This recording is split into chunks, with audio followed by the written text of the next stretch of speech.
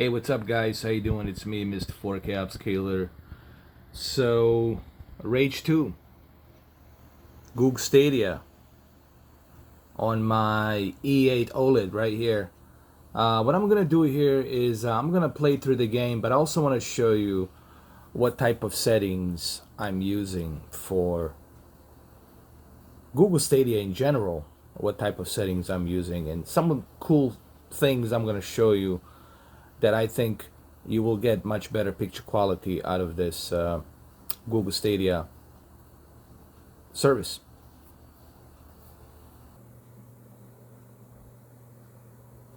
Alright, so here it is, Google Stadia, obviously Rage 2. No issues with latency, with input lag, okay. But that's not what we're here to talk about. Let's talk about the picture settings that I use for my Google Stadia on E8 OLED. I can also do picture settings for the QLED, but let's jump into the OLED because a lot of you seems to be getting the OLED these days. These settings gonna work for 9 and 8 series. Doesn't matter if you have 9 series or 8 series, these settings will work for both.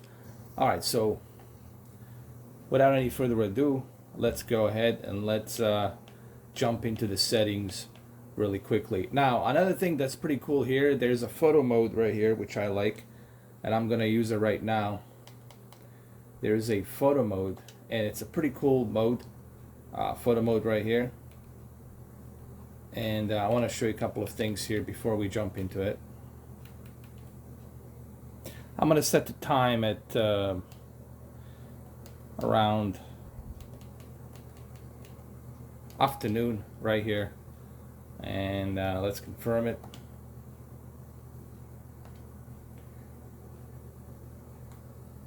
Actually, this is gonna be better photo, like right here, like right here. This is good. Just slightly sunset, like right here. There we go, that's good, like right there. Alright, so let's get to the settings. Let me show you the settings that I'm using here. Obviously, it's going to be a game mode. Now, this is not HDR. Okay, we're not using HDR here, so therefore I'm not going to focus on HDR, but this will work both ways. Just remember, when it comes to the HDR, you're going to need to have your OLED light and your contrast set to maximum. Okay, just remember that. The only thing that you're going to have to adjust on your HDR mode is OLED maximum, contrast maximum. Okay. Now, brightness has to be at 50. Okay, everybody should know that by now. Has to be at the threshold 50.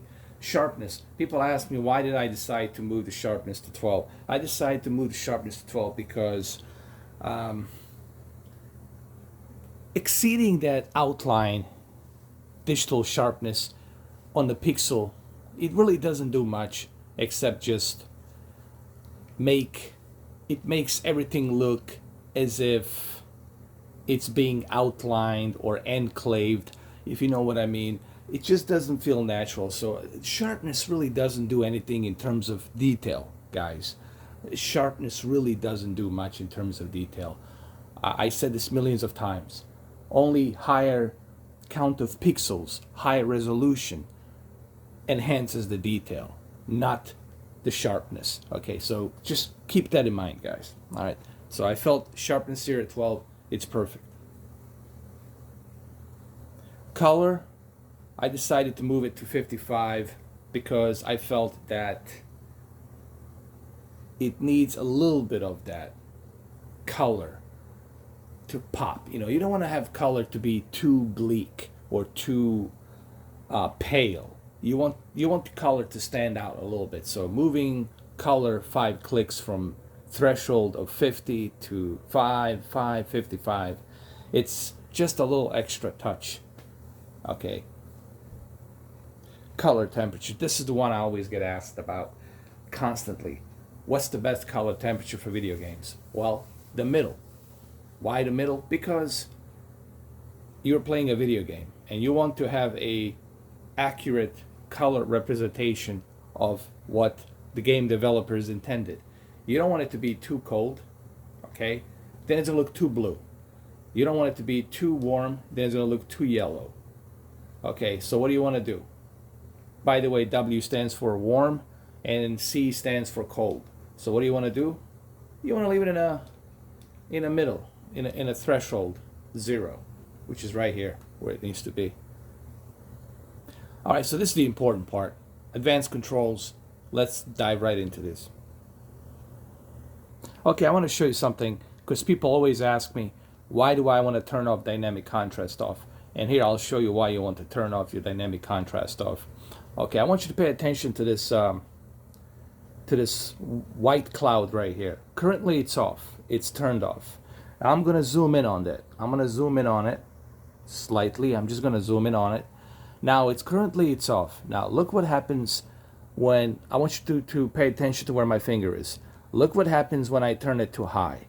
And you're going to see just how much of this white cloud it's going to be overblown with peak white digital levels, peak brightness of white digital levels. Look what happens. I don't know if you guys can notice it or not, but I'll try to do it like this. It's off and it's on. You see what I'm talking about? Now you see a better definition of the cloud when you turn it off. When you turn it on high, what happened is you're not seeing the clear definition of the cloud. Everything looks too bright. So you want to turn that off. Now you get a nice natural representation of the cloud. What this basically means is you want to avoid overblowing your white digital levels. Remember when I talk about balance? That's what I mean. Keeping everything in a balanced mode. So now you understand why I turn off dynamic contrast off. And quite honestly, you don't need it. You already got the best contrast ratio that this television can output. Okay? That's why you bought the OLED. Dynamic color. A lot of people ask me, why do I always keep my dynamic color set to high? Really important for you to understand. When we're selecting dynamic color, we're not oversaturating, okay? Oversaturation is when you are bleeding the colors. We're not bleeding the colors with dynamic color. So please try to distinguish the difference between oversaturation, bleeding colors, and the difference between brightening up the colors. What dynamic color basically does, it brightens up the color. So you got more of dynamic color. And I'm going to show it to you right now. Look what happens when I turn it to the high. It brightens it up. It brightens it up. And look what happens when I turn it off. It keeps it bleak. It keeps it pale. It's difficult for the camera to detect this, but you'll just have to trust me. You can try this out yourself. And there's a reason why I left my color at 55. So therefore, I knew that I was going to be using my dynamic color to high. Now, if you keep your dynamic color at high, and then you oversaturate your colors, and you keep your color at 68, then you're going to see oversaturations. So please remember, there's two distinguished differences between oversaturation and brightening up your color. Because this TV, it's not that bright. It's OLED. It's not QLED. So you want to use dynamic color set to high. But you don't need dynamic contrast. That you can turn off. Super resolution, turn this sucker off. You don't need this. These filters don't do nothing. Turn them off. Gamma, keep it at medium. Okay? This is where it should be. Because if you go at high, then you're crushing. Then you are crushing your black digital levels. You don't want to do that. You want to keep it at medium. Dynamic contrast is off. We got all that. Last but not least, what else we have that I forgot here really quick? Oh yeah, right here.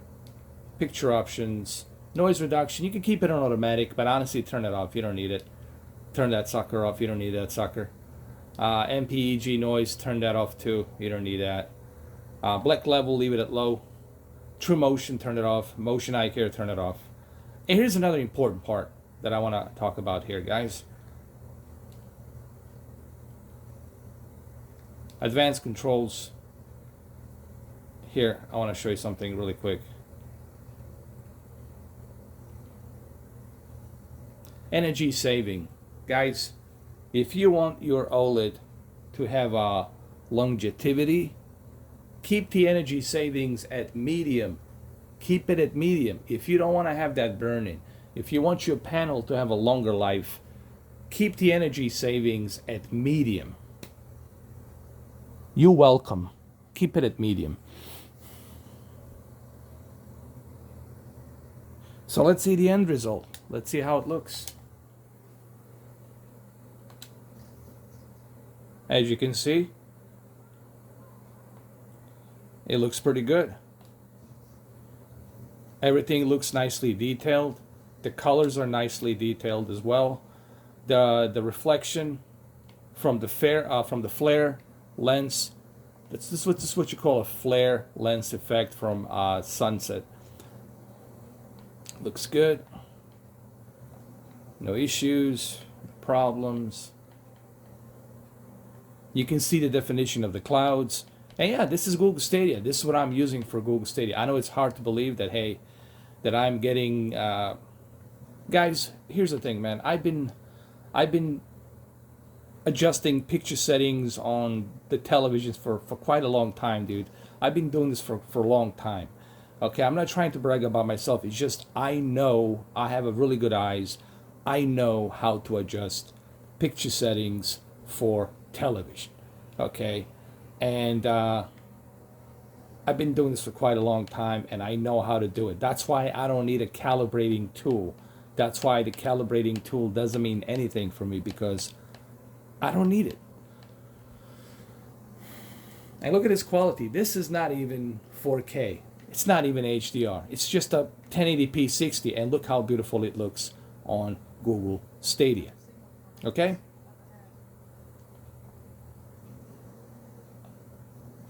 Now, again, before I end this video, everyone should understand one important elephant in the room, or Sasquatch in the room, is that, hypothetically speaking, you gotta have a good, stable internet service provider. Okay, I already talked about that. All right, if you don't have a stable internet, then of course you're not gonna have a great experience with Google Stadia. I mean, that should be obvious. Okay, you cannot run a car without oil and fuel. Okay, it's not gonna run. It's not gonna work. So it's the same thing here. All right, which is pretty much an obvious thing that everybody should understand. Everybody should remember. You see how detailed the clouds are. You can see everything. All right, and this looks much better, obviously, in person. But here, I'm just showing it to you right here, right now. All right, now this is OLED. Obviously, I'm gonna do one for the QLED, possibly tomorrow night, which is the Wednesday night. I can do one for maybe for the Assassin's Creed Odyssey. But anywho, there you have it, guys. I hope you enjoyed this video. There you have it. I hope this was informative. And remember, these settings work for both 9 series and 8 series OLED. If you have 8 series OLED or 9 series OLED, doesn't matter. B9, C9, E9, C8, E8, B8, doesn't matter. These settings will work. So use it, try it, and let me know what you think. Have a good one. I'll see you guys on my next video. Take care.